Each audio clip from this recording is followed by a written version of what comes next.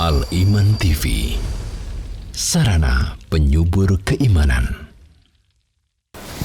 Assalamualaikum warahmatullahi wabarakatuh. Innal hamdalillah nahmaduhu wa nasta'inuhu wa nastaghfiruh wa na'udzu billahi min shururi anfusina wa sayyiati a'malina. May yahdihillahu fala mudilla lahu wa may yudlil fala hadiyalah. Wa ashhadu an la ilaha illallah wahdahu la syarika lah wa ashhadu anna Muhammadan abduhu wa rasuluh. Allahumma salli wa sallim wa barik wa an'im ala abdika wa rasulika Muhammadin wa ala alihi wa sahbihi ajma'in. Alhamdulillah, kita bersyukur kepada Allah Subhanahu wa taala atas bermacam karunia, kenikmatan yang tiada henti-henti diberikan kepada kita semuanya.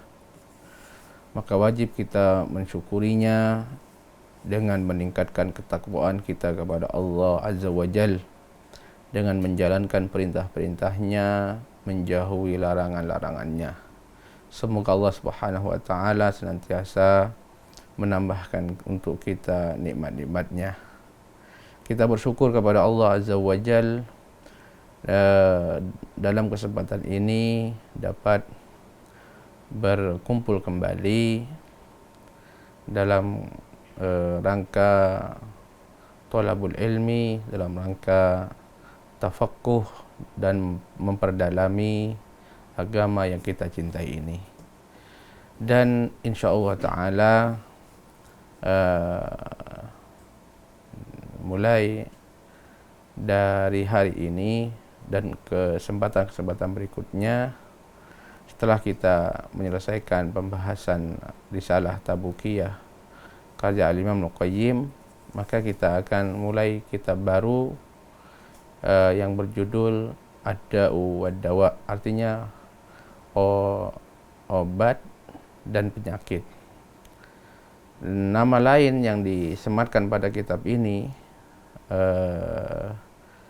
yaitu Ad-Dawa Al-Jawabul Kafi liman sa'ala an dawa'il kafi, jawaban yang sempurna bagi orang yang bertanya yang bertanya tentang obat yang dapat menyembuhkan.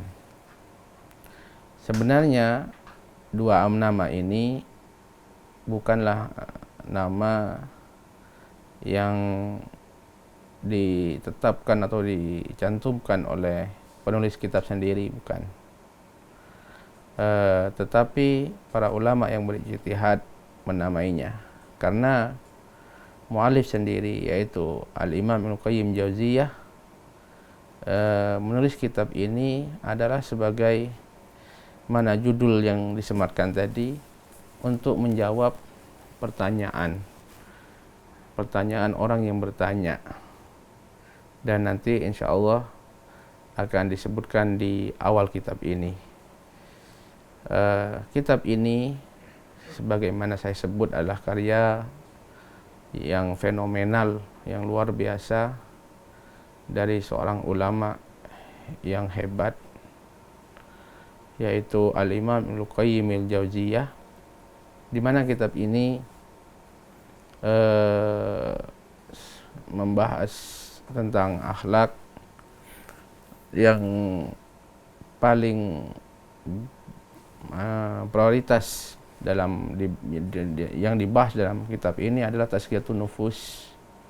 Tazkiyatun nufus karena berangkat dari judulnya, berangkat dari pertanyaan yang bertanya, yaitu orang ini bertanya tentang penyakit berupa dosa, yakni penyakit hati berupa dosa yang tidak bisa ditinggalkan, sulit ditinggalkan, sulit dia terlepas darinya. Maka kitab ini pun secara prioritas membahas tentang bagaimana mengobati penyakit hati berupa dosa, baik setelah terjadi, setelah masuk ke dalam hati, atau sebelum menimpanya dengan mencegahnya. Maka kitab ini termasuk kitab yang unggul dalam pembahasannya, yang hendaknya dimiliki dan dipelajari oleh setiap muslim karena sangat besar sekali manfaatnya. Baik, demikian sedikit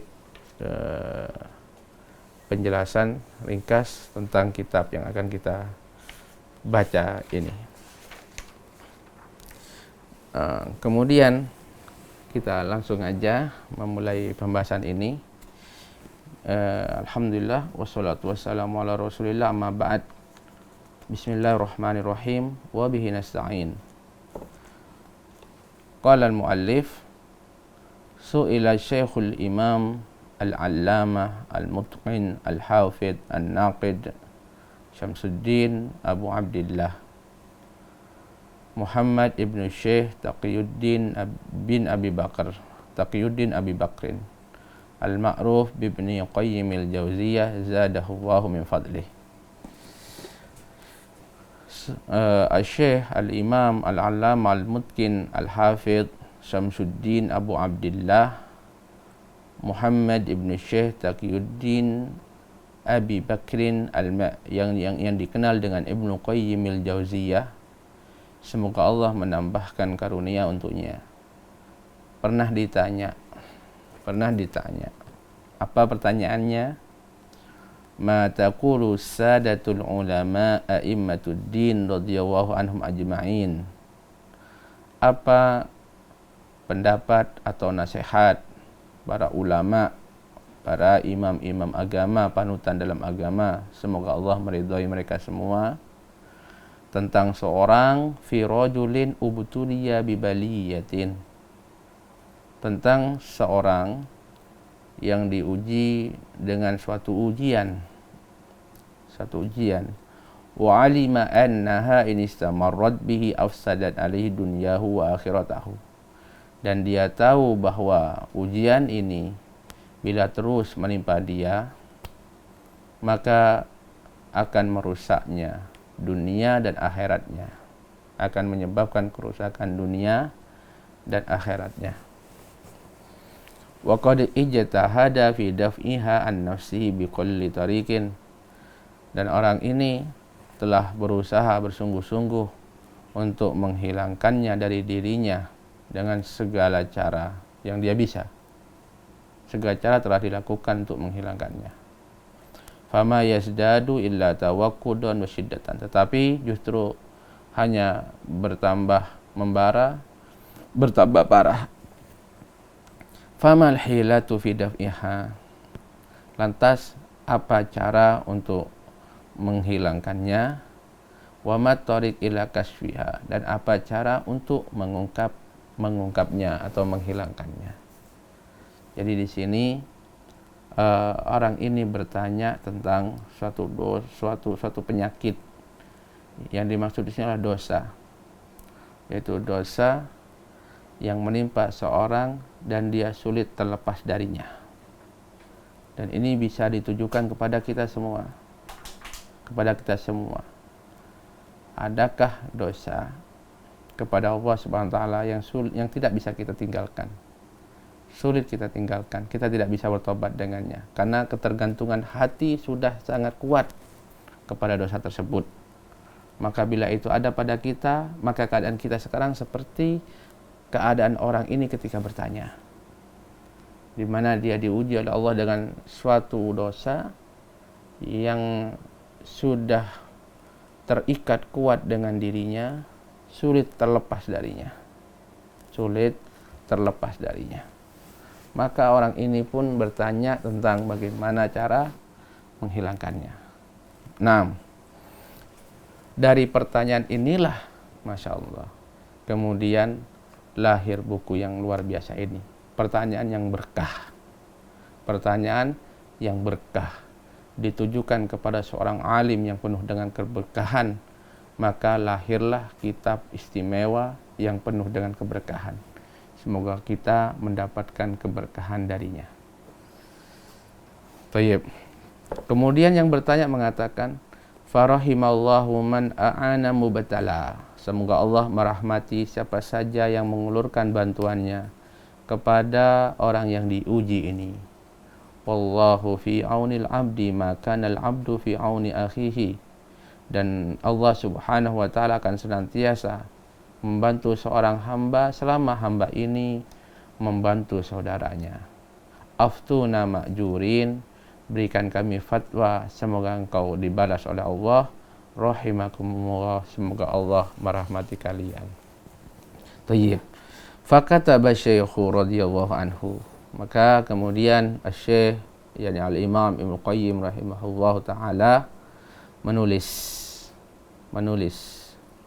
untuk menjawab pertanyaannya, memberikan solusi, memberikan fatwa kepada saudaranya yang bertanya ini. Kata beliau rahimahullah, alhamdulillahi amma ba'd. Alhamdulillah, segala puji bagi Allah. Kemudian faqad sabata fi sahihil Bukhari, sungguh telah tetap hadis sahih dalam sahih Bukhari, min hadisi Abi Hurairah radhiyallahu anhu anin Nabi sallallahu alaihi wasallam anhu qala, dari hadis Abu Hurairah radhiyallahu anhu dari Nabi sallallahu alaihi wasallam, beliau bersabda, ma anzalallahu da'an illa anzala lahu shifaa. Tidaklah Allah menurunkan suatu penyakit melainkan Dia juga menurunkan penawar atau obat bagi penyakit tersebut. Ini menunjukkan bahwasannya setiap penyakit itu ada obatnya. Setiap penyakit ada obatnya.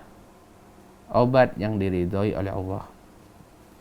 Wa fi sahihi Muslimin, dan terdapat juga dalam hadis Sahih Muslim, min hadisi Jabir bin Abdullah, dari hadis sahabat Jabir bin Abdullah radhiyallahu anhuma berkata, qala Rasulullah sallallahu alaihi wasallam, likulli da'in dawa, fa idza usiba dawa'ud da' bara'a biidznillah. Rasulullah sallallahu alaihi wasallam bersabda, setiap penyakit itu ada obatnya, dan apabila obat penyakit tersebut tepat, maka dia akan sembuh dengan izin Allah. Maka dia akan sembuh dengan izin Allah. Hadis ini menegaskan hadis yang pertama, bahwa setiap penyakit itu ada obatnya, yang bila tepat dan sesuai, maka akan sembuh dari penyakit tersebut dengan izin Allah. Ini juga menunjukkan bahwasannya obat itu tidak menyembuhkan dengan sendirinya. Obat itu hanya sebab, karena kesembuhan hanyalah milik Allah Subhanahu wa taala. Wa fi musnadil Imam Ahmad, dan terdapat dalam kitab Musnad Imam Ahmad, min hadisi Usamah ibn Syarik, dari hadis sahabat Usamah bin Syarik, anin Nabi sallallahu alaihi wasallam qala, dari Nabi sallallahu alaihi wasallam bersabda, innallaha lam yunzil da'an illa anzala lahu shifaa. Sesungguhnya Allah tidaklah menurunkan suatu penyakit kecuali Dia juga menurunkan penawar untuk penyakit tersebut. Alimahu man alimahu wa jahilahu man jahilahu. Obat tersebut diketahui oleh yang mengetahui dan tidak diketahui oleh orang yang tidak mengetahui.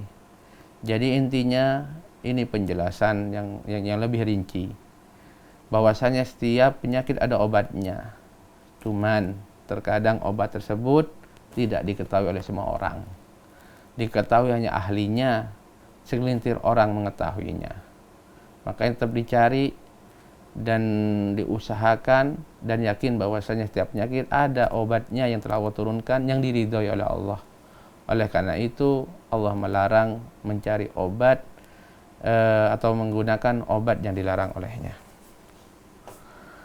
Wa fi lafdhin, dalam lafaz yang lain, innallaha lam yadha' da'an illa wada'a lahu shifaan aw dawa'an illa da'an wahidan.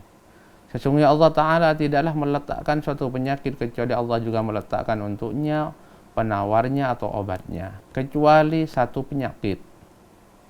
Faqalu ya Rasulullah mahu. Maka para sahabat bertanya, wahai Rasulullah, apa itu? Qala al-haram. Beliau menjawab, penyakit tersebut adalah tua. Yaitu orang kalau sudah tua itu tidak ada obatnya. Tua sudah tidak ada obatnya. Qala Tirmidzi hadza hadisun sahih. Al-Imam Tirmidzi mengatakan ini adalah hadis yang sahih. Kemudian setelah Al-Imam Ibnu Qayyim menyebutkan beberapa hadis berkenaan dengan obat dan penyakit, dan bahwasanya setiap penyakit itu ada obatnya, lalu disebutkan di sini wa hadza ya'um adwa al-qalbi war-ruhi wal-badan wa adwiyataha. Hadis-hadis tadi, penjelasan dari hadis-hadis tadi mencakup semua penyakit, baik penyakit hati, penyakit roh dan penyakit badan serta obatnya. Wa qad ja'ala an-nabiy sallallahu alaihi wasallam al-jahladaan wa ja'ala dawahu su'al ulama. Dan Nabi sallallahu alaihi wasallam telah menyebutkan bahwasanya kebodohan itu penyakit, dan beliau menyebutkan bahwasanya obatnya adalah bertanya kepada para ulama. Jadi beliau ingin menjelaskan, beliau menuturkan bahwa maksud dari setiap penyakit ada obatnya itu umum, bukan cuma penyakit fisik, tapi mencakup semuanya, ya penyakit hati, ya penyakit roh. Sampai beliau kasih contoh, kebodohan itu penyakit dan bahwasanya obatnya adalah bertanya kepada ahli ilmu. Hal ini sebagaimana dalam sebuah hadis disebutkan di sini. Farawa Abu Dawud fi sunanihi. Diriwayatkan oleh Al-Imam Abu Dawud dalam sunnahnya. Dari hadis Jabir bin Abdullah, dari hadis sahabat Jabir bin Abdullah radhiyallahu anhuma berkata, kharajna fi safarin fa asaba rajulan minna hajar. Kami pernah keluar dalam suatu safar, lalu salah seorang dari kami terkena batu, fasajjahu fi ra'sihi, kemudian luka parah di kepalanya. Batu tersebut membuat kepala sahabat ini terluka parah. Sumah talama, kemudian sahabat yang terluka ini dia mimpi basah yang mengharuskan dia mandi. Fasala ashabahu faqal hal tajiduna li rukhsatan fit tayammum. Lalu dia bertanya kepada teman-temannya dan berkata, apakah ada rukhsah bagiku untuk bertayammum? Qalu ma najidu laka rukhsah wa anta taqdiru 'alal ma'. Maka sahabat-sahabatnya ini, teman-temannya ini berkata, kami tidak mendapati ada rukhsah untukmu sementara kamu masih mampu menggunakan air. Fakta salah famata. Kemudian sahabat ini pun mandi, lalu dia pun meninggal. Falamma qadimna ala Nabi sallallahu alaihi wasallam ukhbira bidzalik. Kemudian ketika kami sampai kepada Nabi sallallahu alaihi wasallam, lalu kami kabarkan itu. Faqala, maka Nabi marah dan berkata, qataluhu qatalahumullah. Kalian telah membunuhnya, semoga Allah melaknat kalian. Ala sa'alu lam ya'lamu. Tidakkah kalian bertanya jika tidak tahu? Fa inna ma syifa'ul ayyi au ayyi su'al. Sesungguhnya obat dari kebodohan itu, ketidaktahuan itu adalah bertanya. Kata beliau, inna ma kana yakfihi an yatayammam wa ya'sir au ya'sib ala jurhi khirqah thumma yamsa 'alaiha wa yaksil sa'ira jasadihi. Sesungguhnya bagi dia cukup bertayamum, dan dia menutup bagiannya yang terluka dengan kain, kemudian dia mengusap di atas kain tersebut, kemudian dia menyiram seluruh jasadnya. Hadis ini riwayat Abu Dawud dalam sunannya, dan derajat hadis ini adalah hasan. Di sini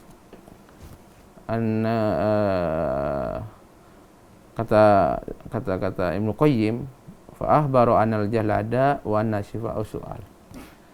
Beliau mengabarkan di sini bahwa kebodohan itu adalah penyakit dan obatnya adalah bertanya.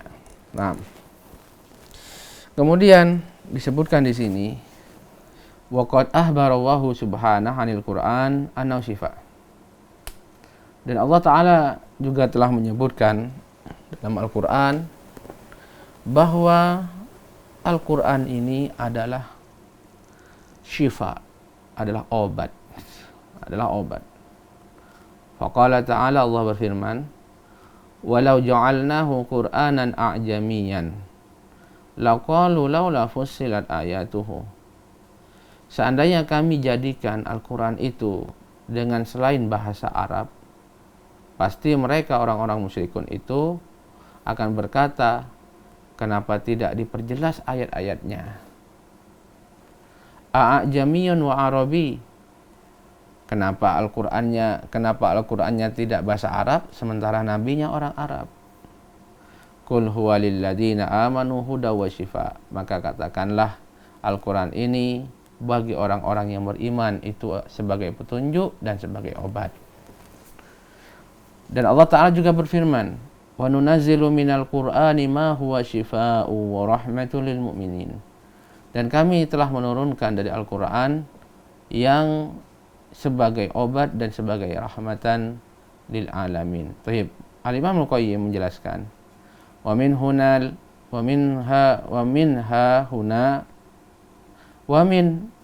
huna li bayanil jinsi la litab'id. Kalimat min dalam ayat tadi itu untuk menjelaskan jenis, bukan untuk menyebutkan sebagian, bukan. Yaitu firman Allah, wa nunazzilu minal Qur'an. Dan kami turunkan dari Al-Qur'an. Maksudnya bukan sebagian Al-Qur'an itu syifa, sebagiannya rahmat, bukan. Tapi maksudnya adalah jenis, bahwasanya Al-Qur'an ini ya untuk obat dan sebagai rahmat lil alamin, semuanya. Fa innal Qur'an kulluhu syifa wa rahmatul lil mu'minin. Sesungguhnya Qur'an ini semuanya itu adalah obat sekaligus rahmat bagi orang-orang yang beriman. Ini mana ayat. Kata beliau, fahuwa syifa lil qulubi min da'il jahli wasyakki waraib. Sesungguhnya Al-Quran ini benar adanya, dia adalah obat untuk hati dari penyakit bodoh, penyakit ragu, ya, dan keraguan-raguan. Penyakit bodoh, penyakit keraguan-raguan. Ya, maka Al-Quran datang sebagai ilmu, sebagai keyakinan untuk menghilangkan kebodohan dan menghilangkan keraguan-raguan.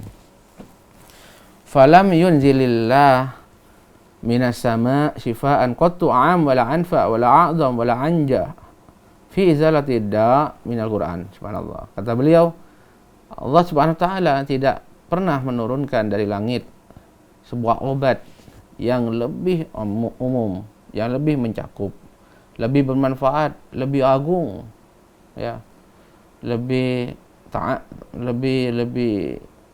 bagus dalam menghilangkan penyakit dibandingkan Al-Quran.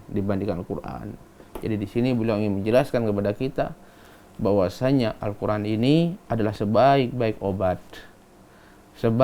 obat untuk penyakit apa saja. Ya, penyakit hati, penyakit ruh, termasuk penyakit badan, penyakit fisik, penyakit luar. Oleh karena itu, berikut ini sebuah kisah bagaimana keajaiban Al-Quran dapat menyembuhkan penyakit fisik. Wa qad sabata fi sahihaini min hadis Abi Sa'id. Terdapat dalam hadis sahih di Sahih Bukhari dan Muslim dari hadis sahabat Abi Sa'id Al-Khudri berkata, beliau menceritakan, intalaqa nafarun min ashabin Nabi sallallahu alaihi wasallam fi safratin safaruha. Beberapa sahabat Nabi sallallahu alaihi wasallam berangkat dalam suatu safar yang dilakukan oleh mereka. Hatta nazalu ala hayyin min ahya'il Arab fastadafuhum. hingga sampailah mereka singgah di suatu desa, suatu kampung dari kampung orang-orang Arab, lalu meminta penduduk itu untuk menjamu mereka, yaitu meminta makanan kepada mereka, minta tolong diberi makanan karena mereka sedang safar membutuhkan makanan. Fa'abau an yudhayifuhum, akan tapi mereka ini tidak mau menjamu para sahabat. Faludiqa sayyidu dzalikal hayy, tidak berapa lama setelah itu kepala kampung tersebut disengat, disebutkan di situ yaitu disengat kalajengking, ya, sakit karena tersengat kalajengking. Faludiqa sayyidu dzalikal hayy, lalu beberapa saat setelah itu kepala kampung tersebut disengat oleh kalajengking. Fasa'au lahu bikulli syai', maka penduduknya pun berusaha untuk mengobati dengan setiap sesuatu. Falam yanfa'hu syai'un, namun tidak ada sesuatu apapun yang bermanfaat, tidak mempengaruhi, semua obatnya tidak manjur. Faqala ba'dhum li ba'din law ataitum haula'ir rahtal ladzina nazalu la'allahu yakuna inda ba'dihim syai'un. Sekiranya kalian mungkin kalian bisa mendatangi rombongan tadi yang singgah tadi, bisa mungkin jadi salah satu dari mereka punya sesuatu untuk obat.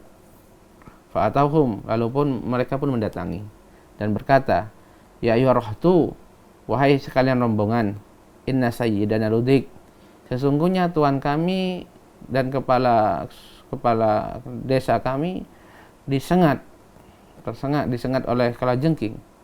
Wasa'ina lahu bikulli syai'in la yanfa'u syai'un, dan kami telah berusaha dengan segala sesuatu untuk mengobatinya, tapi tidak ada satupun yang bermanfaat. Fahal inda ahadin minkum syai', apakah di antara kalian ada yang memiliki sesuatu untuk obat? Faqala ba'duhum, maka beberapa sahabat berkata, na'am wallahi inni la arqi. Maka beberapa sahabat mengatakan, ya, ada, demi Allah saya akan membacakan untuknya beberapa bacaan, yaitu membacakan ruqyah. Ruqyah ini sebenarnya bacaan-bacaan, ya, secara bahasa lah bacaan-bacaan. Walakin wallah laqad istadafna falam tudayyifuna, kata sahabat ini, tetapi demi Allah tadi kami meminta kalian untuk menjamu kami, tapi kalian menolak untuk menjamu kami. Fama ana biraqin hatta taj'alu li ju'la, maka kami tidak mau untuk membacakan jampi-jampi, membacakan bacaan-bacaan untuk mengobati, kecuali Anda menyediakan untuk kami yaitu imbalan. Kemudian fasalahuhum ala qati'in minal ghanam, lalu para penduduk ini pun setuju untuk memberikan beberapa ekor kambing. Fantalaqa yanfulu alaihi wa yaqra, lalu sahabat ini pun pergi, kemudian dia mulai meniup dengan diikuti beberapa ludah, ya, tiupan dengan sedikit ludah seperti itu. Itu sudah biasa, ya kan, kita kalau baca ruqyah, baca bacaan. Kemudian sahabat ini membaca alhamdulillahirabbil alamin dan seterusnya, itu membaca surah Al-Fatihah, yaitu dibacakan surat Al-Fatihah untuk meruqyah ketua desa tersebut. Faka'annama nusyita min iqalin, lalu langsung saja ketua kampung tersebut menjadi kuat, seolah-olah dia terlepas dari ikatan-ikatan. Fantalaqa yamshi, lalu langsung dia itu berjalan. Wa ma bihi qalabahu, seolah-olah dia tidak pernah sakit sama sekali sebelumnya, langsung sembuh. Fa'aufauhum ju'lahumul ladzi salahum alaihi, maka penduduk kampung tersebut pun menepati janji mereka dan memberikan hadiah yang telah mereka sepakati. Tayyib. Faqala ba'duhum, lalu sebagian sahabat ini berkata, iktasimu, Apa katanya? Tolong berikan bagianku dari hadiah tadi, dari upah tadi. Faqala alladzi raqa, maka orang yang meruqyah berkata, la naf'alu hatta na'tiyan nabiyya sallallahu alaihi wasallam fanadhkur lahu alladzi kan. Kata yang meruqyah tadi, kita tidak akan melakukan itu. Kita tidak akan membaginya sebelum kita mendatangi Rasulullah SAW dan menyebutkan kepada beliau apa yang terjadi. Fanandur ma ya'muruna, kemudian kita lihat apa yang diperintahkan. Jadi para sahabat tidak tergesa-gesa, untuk jadi bagi mereka ini masih syubhat sampai bertanya kepada Nabi SAW apa yang bisa mereka lakukan dari upah meruqyah tadi. Faqadimu ala Rasulillah fadzakaru lahu dzalik. Lalu para sahabat pun mendatangi Rasul sallallahu alaihi wasallam dan menyebutkan apa yang terjadi. Faqal, maka beliau sallallahu bersabda, "Wa ma yudrika annaha ruqyah." Apa yang membuatmu menganggap bahwasanya apa yang kalian lakukan tadi itu adalah ruqyah? Summa qal, lalu Nabi SAW melanjutkan sabdanya, "Qad asabtum." Kalian benar. Iktasimu wadribu li ma'akum sahma. Maka bagikanlah upahnya dan berikan aku bagian dari upah tersebut sebagaimana kalian mendapatkan bagian tersebut. Ini menunjukkan boleh, ya kan? Ini menunjukkan boleh. Ini adalah takrir dari Nabi SAW, persetujuan dari beliau Shallallahu Alaihi Wasallam tentang ruqyah dengan surat Al-Fatihah. Disebutkan oleh Ibnu Qayyim di sini, faqad athara hadzal dawa'u fi hadzal da'i wa azalahu hatta ka'allam yakun. Dan obat ini benar-benar, yaitu obat ini dengan menggunakan ruqyah tadi surah Al-Fatihah, benar-benar memberikan pengaruh terhadap penyakit tersebut dan menghilangkannya hingga seolah-olah tidak pernah terjadi, tidak pernah ada. Wa huwa ashalu dawa'in wa isaruh. Dan obat seperti ini adalah semudah-mudahnya obat. Walau ahsanal abdu tadawi bil Fatihah la ra'alaha ta'siran ajiban fi syifa. Beliau mengatakan kemudian, seandainya seorang hamba itu berobat dengan benar dengan surah Al-Fatihah, pasti dia akan melihat pengaruh yang luar biasa dalam penyembuhan. Wa makastu bi Makkah muddatan ta'tarini adawaun wala ajidu tabiban wala dawa. Kemudian Ibnu Qayyim menyebutkan kisahnya sendiri. Kata beliau, saya pernah tinggal di Makkah beberapa waktu dan aku terkena beberapa penyakit dan tidak ada dokter, tidak ada obat. Fakuntu a'alij nafsi bil Fatihah, dan aku selalu mengobatinya dengan surat Al-Fatihah. Fa'aralaha ta'siran ajiban, dan aku melihat dampak, yaitu pengaruh yang luar biasa dengan Al-Fatihah tersebut. Fakuntu asifu dzalika liman yastaqi alaman. Kemudian aku pun menceritakan itu kepada orang-orang yang kena penyakit. Fakana katsirun minhum yabra' sari'an. Maka di antara mereka pun ada yang sembuh dengan segera. Cepat sembuhnya dengan ruqyah surat Al-Fatihah, atau Al-Quran secara keseluruhan. Ini menunjukkan, saudaraku rahimakumullah, bahwasanya berobat dengan Al-Quran adalah bahwasanya Al-Quran obat yang sangat mujarab sekali, obat yang sangat luar biasa sekali untuk menyembuhkan penyakit. Maka hendaknya jadikan Al-Quran itu awalud dawa, obat yang pertama kali kita lakukan ketika kita mendapatkan sakit perut, sakit pusing. Lakukan ruqyah, bacakan ayat-ayat Al-Quran. Sesungguhnya sebaik-baik obat itu adalah Al-Quran. Tayyib, apabila kita sudah mengetahui hal tersebut dan bahwasanya Al-Quran dan zikir-zikir dalam ruqyah itu merupakan obat yang sangat luar biasa untuk kesembuhan, maka berikut ini beberapa hal yang penting sekali kaitan dengan ketika kita berobat dengan Al-Quran. Kata beliau di sini, walakinna hahuna amrun yambagi tafattun lahu. Akan tapi berikut ini ada beberapa hal yang harus dipahami dengan benar. Wa huwa yaitu annal azkar wal ayat wal ad'iyah allati yustasfa biha wa yurqa biha hiya fi nafsiha nafi'atun syafiyah. Bahwasanya zikir-zikir ini atau ayat-ayat dari Al-Qur'an tersebut atau doa-doa yang digunakan untuk kesembuhan, untuk mengobati dan digunakan untuk meruqyah, dia ini pada dirinya memang dengan sendirinya bermanfaat dan dapat mengobati.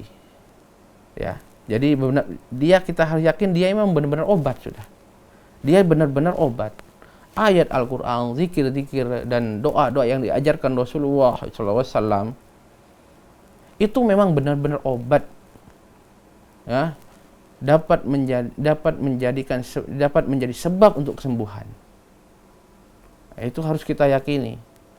Dan obat yang paling mujarab, obat yang paling kuat. Jadi beliau di sini menegaskan hal tersebut. Tapi kemudian beliau mengingatkan beberapa hal. Walakin tastad'i qabulal mahal wa quwwata himmatul fa'il wa ta'sirih. Ini penting. Tetapi obat-obat ini tidak bisa berjalan sendiri. Tidak bisa berdiri sendiri. Tapi perlu ada sinergi. Apa saja sinergi tersebut? Satu di antaranya adalah membutuhkan yaitu kondisi tubuh tempat yang akan diobati, bagaimana kuatnya dia dalam menerimanya.